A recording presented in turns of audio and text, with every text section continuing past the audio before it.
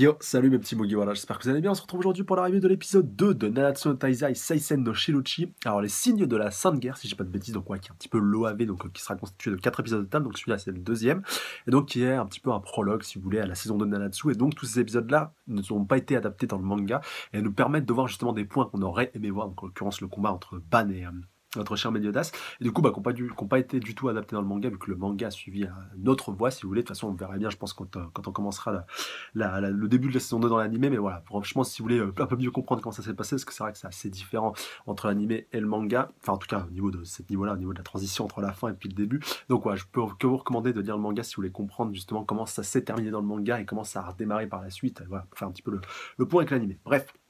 On démarre donc directement avec cet épisode-ci qui va être centré, de toute façon on l'avait vu à le titre de la review, avec le combat entre Meliodas et notre cher Ban. Donc un combat somme toute assez intéressant, assez passionnant, même si c'est vrai que voilà, ça reste plus un combat assez amusant, assez tordant. Voilà, ça va pas être un combat à mort, de toute façon pour Ban, je sais pas trop comment ils vont pouvoir faire.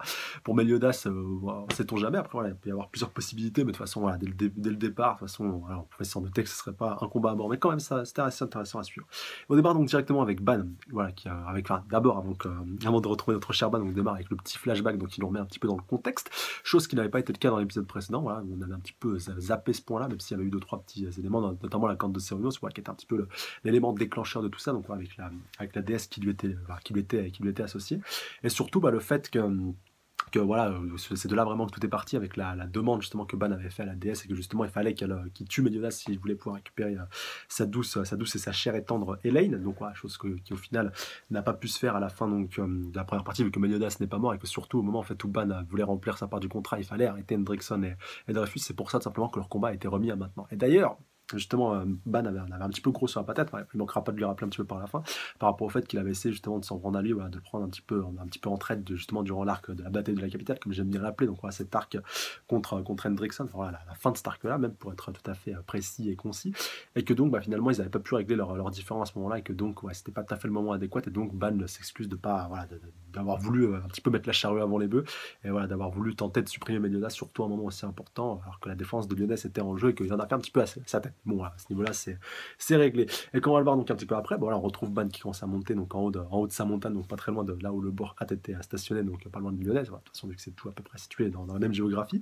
Et donc, on a Ban qui monte au sommet, donc voilà, qui croyait que, enfin, au début, on voit Lyonès, et après, on voit donc tout le peuple donc, qui avait été prévenu, qui avait été averti par Hawk, qui avait pris le soin donc, de prévenir tout le monde. Donc voilà, il dit, ouais, enfin, vu que la veille, rappelez-vous, dans la fin de l'épisode 1, Ban et Meliodas étaient un petit peu crêpés le chino, vu que Ban avait dit ouais, de toute façon c'est moi qui ai gagné, c'est moi qui ai le droit de faire ma demande et tout, enfin, par rapport justement au concours un petit peu que Meliodas avait mis en place pour le fait de récupérer Hawk, voilà, un petit peu entre guillemets, et que donc Hawk avait décidé de prévenir tout le monde. Voilà, il avait mis au courant tous les Taizai, qui eux ont mis au courant tout le Lyonnaise, enfin, pratiquement toute la ville, qui donc s'est déplacé en masse pour voir le combat entre deux membres des Taizai, donc qui sont quand même, comme Gil Thunder le rappelle très bien dans cet épisode-ci, au-dessus donc des chevaliers sacrés, ils sont justement à la limite des chevaliers sacrés légendaire, et donc voilà, comme quoi c'était un combat qui était passionnant pour tout grand habitant de Lyonès, encore plus pour Gil Thunder. Enfin, voilà, j'ai beaucoup aimé, parce que voilà, il se met un petit peu à la place du petit enfant qui a vu justement ces deux héros grandir, et qui justement va les voir combattre l'un contre l'autre, et justement voilà, il était bien hypé. D'ailleurs, bon voilà, ce qui était assez marrant, c'est que tu sais, quand tu connais un petit peu son passé, un petit peu que tu as vu la saison 1, surtout le Nanatsu, tu sais qu'il a dû directement les affronter, mais qu'il n'a pas pu justement profiter à fond, vu qu'il était sous l'emprise de Dreyfus et sous l'emprise des démons. Donc ouais, c'est vrai que ça aurait été encore plus passionnant de le voir combattre, mais directement de son propre chef. Et peut-être que justement ça se réglera un petit peu plus tard. D'ailleurs, on voit qu'il est pas mal hypé, qu'il aurait bien aimé justement avoir la chance de pouvoir prendre part à un combat contre Taizai, comme on le verra un petit peu plus tard avec Hauser qui va défier King. Enfin, si on peut appeler ça un duel, c'est sûr. Donc, revenons-en un petit peu à nos moutons. Ban, au final, il n'est pas du tout content de toute cette histoire-là, vu qu'au final, c'est un petit peu le festival de la foire qui continue. Enfin, rappelez-vous, celui qui avait déjà eu lieu précédemment. Donc, voilà, ça va plus être un combat d'exhibition, si vous voulez, qu'un combat à mort, comme Ban vraiment le voulait. Enfin, voilà, Ban, il s'était préparé psychologiquement. Tu le vois au début de l'épisode. Il monte lentement, mais sûrement vers le haut de la montagne. Voilà, après en déco d'une fois pour toutes avec Meliodas.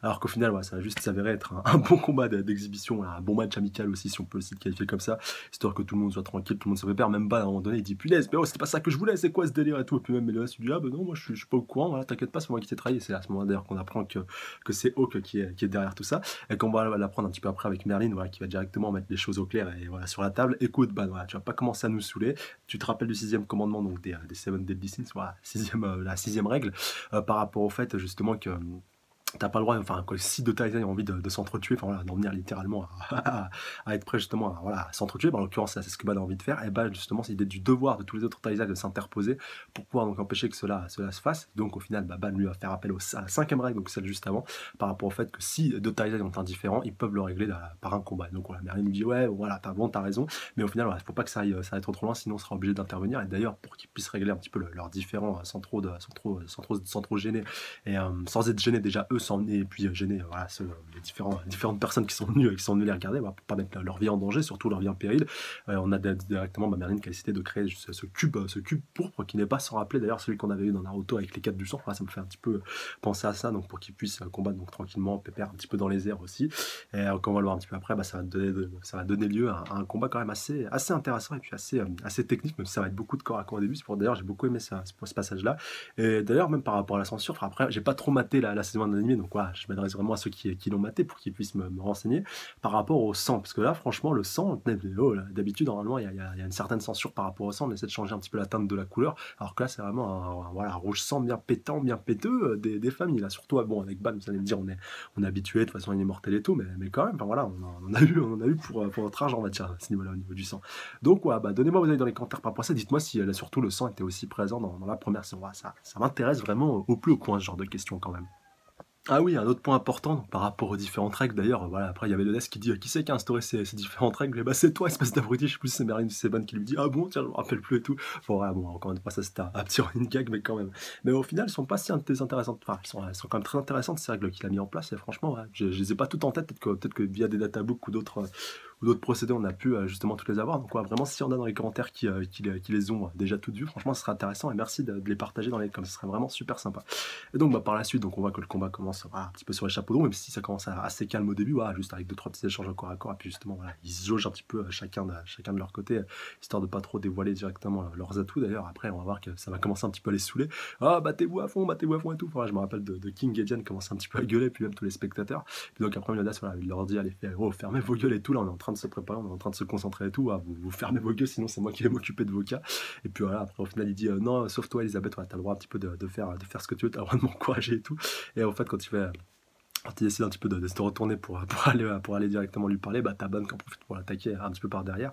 Mais au final, ça va quand même se retourner contre lui, vu que Meliodas va réussir à lui arracher son bras. Enfin voilà, même si on voit que pendant un moment donné, on voit que Meliodas va quand même prendre pas mal cher. Mais voilà, c'était quand même pas mal de voir ce genre de situation. Et juste après, bon, on va avoir une petite transition donc, pour retourner ce coup-ci au Château Royal, donc retrouver un petit peu le roi Bartra, qui d'ailleurs se demande où est passée Elisabeth. Encore, voilà, c'est un petit peu sa passion, j'ai l'impression, au roi de chercher un petit peu sa chère fille. Alors après, il va rentrer justement dans le palais. Alors il va ouvrir je sais pas combien de portes qui vont se succéder. Enfin voilà, un peu comme une... Vénès, ça a un nom, ça justement, les petites poupées russes qui s'emboîtent les unes un petit peu au-dessus des autres. Enfin, ouais, ça me fait un petit peu penser à ça. Et au final, bah, il arrive à la dernière porte et il se retrouve donc plongé alors, dans le vide au-dessus de son château. Donc tu vois, c'est quoi ce délire? Voilà, c'est parti un petit peu loin. Et donc je pense qu'il est dans une sorte de dimension parallèle. Peut-être qu'il était un petit peu en train de cauchemarer, parce qu'on le voit un petit peu après en train de se réveiller. Donc nul doute qu'il était en train de rêver. Et dans ce rêve-là, donc il voyait un petit peu le chaos de nouveau s'abattre sur Vénès. Donc voilà, que ce soit avec le feu, que ce soit avec des démons qui commencent un petit peu à arriver vers lui. Et donc il commence un petit peu à flipper, voilà, reprend un petit peu son souffle. Et Slater d'ailleurs, qu'on n'avait pas revu depuis le début un petit peu de cette saison 2, entre guillemets, voilà, parce que malgré tout on commence un petit peu à la démarrer, bah Slater est toujours auprès du roi, et donc voilà, il lui demande un petit peu ce qui se passe et tout, donc voilà, il se fait un petit peu du mauvais sang pour lui. Et donc bah voilà, Slater qui sera aussi de la partie pour la deuxième saison, et ça fait super plaisir. Donc rappelez-vous, là, le mec avec son masque assez ténébreux, puis assez mystérieux, bien entendu. Retour donc sur le combat où ce coup-ci, bah, t'as Elisabeth qui se fait encore un petit peu du mauvais sang pour Elisabeth. Putain, je voulais dire pour Elisabeth, non, pour Ban et puis surtout pour Meliodas. Ouais, elle a pas trop envie que ça aille trop loin. Du coup, il y a Jen qui vient un petit peu la rassurer. Donc, voilà, tranquille, t'inquiète pas et tout, ça va aller. Puis au pire des cas, on interviendra. Et après, on va partir sur King qui lui dit, ouais, de toute façon, moi aussi, j'interviendrai pour protéger ma chère et tendre Diane. Et après, ça va encore une fois partir en rivalité avec Hauser, vu que les deux sont amoureux de Diane. Donc, ouais, il va un petit peu se chercher. T'as King qui va se mettre devant Hauser pour pas qu'il la regarde. Puis après, l'autre, il va lui envoyer un petit peu de vent dans la gueule, histoire de l'envoyer dans les airs. Et puis au final, Tao qui va déclarer quelque chose d'assez intéressant, d'assez pertinent, comme quoi il a pas tout le temps des mauvaises idées. Voilà, c'est pas seulement la mascotte, vu qu'il va tout simplement déclarer donc ouais, si les deux vous crêpez un petit peu le chignon pour Diane, régler ça par un combat. Donc voilà, allez pas vous casser la tête et régler ce combat voilà comme des hommes. Et justement après voilà, ça va directement partir là-dessus. Et quand même, Bao va quand même préciser une fois avant que le combat commence, quand même à King de l'affronter seulement au corps à corps, parce que voilà, sinon ce serait pas très très honnête de faire ça. Donc voilà, t'as King qui dit t'inquiète pas, Diane et tout, je vais gagner. Diane d'ailleurs qui sait pas trop ce qui se passe, elle dit c'est quoi ce bordel, même Meliodas et puis Van dit tiens ils sont en train de se battre en bas aussi, c'est quoi ce délire et tout. Et d'ailleurs t'as même Gil Thunder qui est hyper hypé, qui dit putain la chance qu'il a Hauser, j'aimerais trop pouvoir l'affronter aussi. Et donc finalement t'as King dans un premier temps, donc pour avoir le courage de sa belle il se transforme donc dans sa version entre guillemets un petit peu adulte dégueulasse, donc tu penses qu'il va l'affronter comme ça, voilà, un petit peu en mode adulte quand même, en mode un petit peu plus fort, et donc non, finalement ils font se tête baissée un petit peu avec sa danse d'effet, je crois qu'il l'appelle comme ça, donc pour aller l'affronter directement en forme gamin, donc il court un petit peu tête baissée, puis au final il se fait arrêter par Hauser, et puis il se fait littéralement éclater, et puis projeter au loin, donc t'as Oslo qui vient un petit peu le rassurer, puis au final c'est Diane qui vient un petit peu le réconforter, oh King tu vas bien et tout, et Hauser voilà finit un petit peu encore une fois comme un petit peu le gars il a quand même gagné son combat, mais il a quand même perdu sa belle. Donc c'est dommage pour ce coup-ci, c'est râpé, c'est perdu. Ça sera pour une autre fois. En tout cas, voilà, c'était un petit running gag et c'était pas vraiment un gros combat, mais c'est vrai qu'on pourrait être entre guillemets un petit peu hypé. Mais c'est vrai que ce serait intéressant de les voir tous les deux se combattre vraiment avec leur propre force, voir un petit peu ce que ça pourrait donner. Voilà. Non plus, enfin pas non plus, faudrait pas non plus que ça aille jusqu'à un combat à mort, mais quand même ça pourrait être intéressant de voir ça à l'avenir, surtout pour le cœur de la belle Diane. Et donc, on va enfin terminer ce combat fort intéressant et fort passionnant entre Meliodas et Ban. Voilà, un combat qui a quand même été assez court et assez écourté, voilà, entre les différentes transitions qu'on a pu avoir, avec donc Meliodas qui décide un petit peu de passer aux choses sérieuses et donc de projeter Ban au loin. Donc c'est à ce moment-là où il perd vraiment pas mal de sang. Et donc il décide d'activer donc sa capacité spéciale Hunterfest, donc pour Hunter Festival, donc qui va lui permettre de pomper un petit peu tout le pouvoir qui est présent aux alentours, même s'il n'a pas directement pompé les pouvoirs de Meliodas. Je sais qu'il a une capacité qui est assez similaire, donc qu'il avait déjà utilisé par le passé pour pomper les pouvoirs de Meliodas. D'ailleurs, Meliodas il lui dit oh pourquoi t'essaies pas de pomper le pouvoir et tout, et donc voilà il lui dit de toute façon je prendrai un risque et tout, et puis à chaque toi aussi t'as un atout, donc autant que tu le gardes et voilà qu'on puisse un petit peu s'affronter sur un pied d'égalité. Et donc cette capacité pourrait faire en fait de priver toutes les personnes qui sont présentes, donc voilà quelque part il va se servir de la foule à son avantage pour pouvoir donc récupérer leur puissance, et donc il diminue de 50% leur puissance. Donc on voit à ce moment là que Hauser et tous ont des fourmis dans les jambes et qui peuvent plus tenir debout, donc ce qui donne lieu à des plans assez tendancieux surtout au niveau de la jante féminine, voilà, notamment Elisabeth et puis Diane, même si on n'a pas eu des plans trop aguicheurs ni trop incolores, mais derrière ça devait quand même un petit peu se rincer l'œil, je pense. D'ailleurs le roi Bartra s'il avait été là, je pense qu'il aurait été offusqué, voilà. C'est quand même voilà, quand tu vois comment sa fille elle est traitée des fois, surtout quand tu vois comment elle se comporte avec elle, voilà, c'est quand même assez limite des fois, mais donc au final ça permet à Ban de pouvoir se battre vraiment au top de ses capacités, voilà, vraiment en mode bodybuilder, voilà, carrément craquer la chemise, enfin la veste. Et puis Meliodas lui dit voilà, qu'il va passer aussi aux choses sérieuses en utilisant ses pouvoirs de démon. Alors au début, ça commence avec Ban qui commence à l'enchaîner un petit peu comme un punching ball, donc vraiment à le projeter contre le mur, taper. Et même Elisabeth qui lui dit ah non Ban ne fais pas ça, calme-toi, ne fais pas ça. Et puis même je crois que c'est Merlin ou Diane qui lui dit ah ne fais pas ça pour Elaine et tout, c'est pas la peine d'aller aussi loin pour ça. Et donc Ban qui lui dit ah t'inquiète je sais et tout. Et puis après au final Meliodas commence un peu à se reprendre. Et oui excusez-moi pour l'amalgame. Tout à l'heure, j'étais parti un petit peu trop loin, vu que c'est en fait à ce moment-là qu'il lui coupe le bras, puis donc qu'il le tire. D'ailleurs, même après, Ban va réussir à le faire revenir vers lui un petit peu, et puis à le racoler. Donc, c'est à ce moment-là justement que Meliodas va retourner un petit peu la situation à son avantage. Et au final, les deux vont se donner vraiment corps et âme jusqu'à la fin de la journée, où vraiment se décarcasser, vraiment, voilà, tu les vois au corps à corps, à échanger des coups de poing. Donc, voilà, tu vois que le soleil, et puis le soleil un petit peu s'est incliné, puis que la journée est passée. Et au final, ça se termine avec les deux qui sont capoutes, qui sont en route et qui sont totalement claqués. Puis voilà, même Ban, je crois que dans ce que Meliodas qui lui dit ah Ban t'es pas mort et tout, voilà, t'es encore en vie, donc il ironise encore une fois par rapport à son immortalité. Et puis donc voilà, au final les deux s'en sortent et puis s'en tirent sans trop de difficultés. Puis surtout ils sont contents d'avoir livré un beau combat, ils étaient bien hypés par le combat, ils étaient contents justement de s'affronter. Ça aussi c'était un point important voilà, qu'il faut mettre aussi en valeur par rapport à ce combat là, voilà. En dehors justement de tous les spectateurs qui étaient présents pour regarder ce combat-ci. Et puis donc au final ça fait super plaisir d'avoir vu un beau combat entre deux des plus grands protagonistes et deux des Taizai qui font partie des plus appréciés, je crois, avec King après la différence en âge. En tout cas moi c'est mes deux préférés ces deux-là. Et en tout cas en plus même ça a été souligné, je crois durant au début de cet épisode 6 c'était les deux Taizai les plus puissants, en tout cas au niveau du corps à corps et au niveau de la baston, même si voilà, sans trop rentrer dans les détails, il y a un autre protagoniste qui pourrait aussi rentrer dans ce genre de critères. Voilà, ceux qui suivent le manga voient très bien je pense de qui je veux parler. Mais en tout cas voilà, ça a vraiment donné un combat fort passionnant, fort intéressant à suivre, et nul doute qu'avec aucun autre Tyson on aurait pu avoir un combat d'une telle intensité. Je parle vraiment sur la durée, là j'insiste vraiment sur la durée, voilà, histoire que vous dites pas de bêtises, et surtout pour un combat au corps à corps. Voilà, là au moins je pense que j'ai fait à peu près le tour par rapport à ce combat, et ça fait vraiment super plaisir. Donc tu vois au final après que tout le monde redescend un petit peu de la montagne, ils sont contents, puis au final c'est fini un petit peu sur un match nul. D'ailleurs t'as carrément Ban qui porte Meliodas sur ses épaules, alors que le matin il était prêt à lui enfoncer je sais pas, non bon, peut-être pas son épée, je sais pas, son nunchaku dans le cœur, ou à lui arracher la tête, un truc comme comme ça. Donc voilà, au final, ça se règle assez bien. Elisabeth, elle est contente que ça soit enfin terminé, même si elle est encore un petit peu en colère, alors que tous les autres, ils sont un petit peu hypés, ils disent: «Waouh, ouais, tout, ils sont super, ils sont trop forts et tout». Enfin, même les chevaliers sacrés qu'ils avaient affrontés par le passé, voilà, ils disent: «Putain, les Thaïsiens, en fait, c'est un autre monde, ils sont juste trop balèzes et tout, c'est un truc de taré». Et dire qu'on les a affrontés par le passé, on est complètement fêlés. Voilà, ça m'a vraiment fait marrer ce point-ci. Comme on va le voir au final, ça va bien se régler entre Ban et puis Meliodas. Voilà, par rapport à ce que je vous disais au début de la review, par rapport au fait que Ban s'excuse encore une fois à sa manière, même s'il le dit pas à texto, je m'excuse. Mais voilà, au moins il souligne ce point-ci, puis Leonas, lui, encore une fois, lui en veut pas du tout. Et au final, bah, les deux vont rentrer, encore une fois, au Borat, et puis voilà, on sont quand même sur la même longueur d'onde, vu qu'ils ont envie d'une bonne chose, d'une bonne shopping, et du coup, bah, ça va encore, à mon avis, ripailler comme jamais, comme ça a pu être le cas dans l'épisode précédent, à la fois au début et puis à la fin. Donc, ouais, au final, tout le monde est content, tout le monde, il est gentil, mais attention, les ténèbres sont pas très très loin. Ah oui, et puis 2 points très, très importants, donc voilà, par rapport, déjà au combat. Déjà, le combat n'est encore une fois que partie remise, ça aussi Ban et Meliodas, pardon, le soulignent bien, vu qu'ils disent: «Ouais, de toute façon, on réglera ça une autre fois».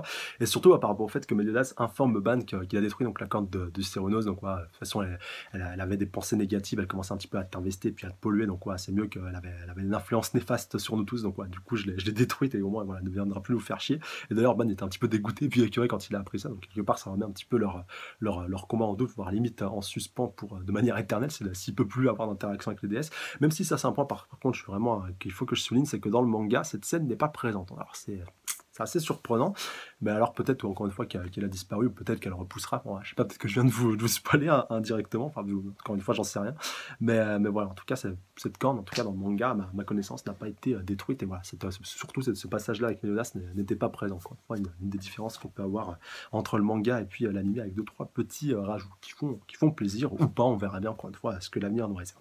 Et donc, bah, pour rapport à la fin vraiment de ces ci donc après le générique, donc retour encore une fois sur Dreyfus, aka Frodrin, par rapport à justement à ce qui s'était passé, puis sa rencontre avec le petit garçon qui avait 2-3 petites questions à lui poser. Alors on se demandait est-ce que c'était quelqu'un qu'il avait connu par le passé ou autre, alors que non, voilà, tout simplement, il sait que ce petit garçon a vu justement le démon gris qui était en train un petit peu de voler, d'ailleurs on l'avait vu dans l'épisode précédent, qui commençait un petit peu à se tirer, et donc bah voilà, Dreyfus en tant que voyageur lui demande simplement où est-ce qu'il se dirige, et donc voilà, tout simplement il lui dit c'est bizarre, ouais, bah, enfin déjà il lui dit qu'il vient de Lyonesse, donc ça en même temps Dreyfus pouvait un petit peu s'en douter, vu que lui aussi vient de Lyonesse, et donc bah, lui demande où est-ce qu'il se dirigeait, donc il lui dit la vallée de Zulgur, et le petit garçon va quand même lui préciser, d'ailleurs avec son petit papounet qui est en train de lui tenir les épaules, qui lui dit ouais, t'inquiète pas, tu peux parler sans crainte, vu que c'est vrai que Dreyfus faisait quand même pas mal flipper avec ce capuche sur la tête, sa longue barbe de 3 jours, et puis surtout, bah, ça, voilà, le ténèbre qui commence un petit peu à gronder au dehors. Donc voilà, tout vraiment dans une atmosphère assez ténébreuse, et puis assez glauque. Ouais. Enfin, pas trop glauque, mais assez obscur. Ouais. Enfin, je pense quand même que ça colle bien. Et donc, au final, il va lui donner la réponse qu'il lui dit. Puis il lui dit ouais, mais c'est bizarre quand même qu'il est dans cette direction-là. Enfin, voilà, n'y allez pas, monsieur. C'est une région très très dangereuse. Cette vallée-là, faut pas y aller et tout. C'est très risqué. Personne ne va là-bas, limite. Et donc, au final, bah, il lui remercie de ses compliments. Puis après, tu le vois justement en train de marcher, puis d'arriver à la vallée.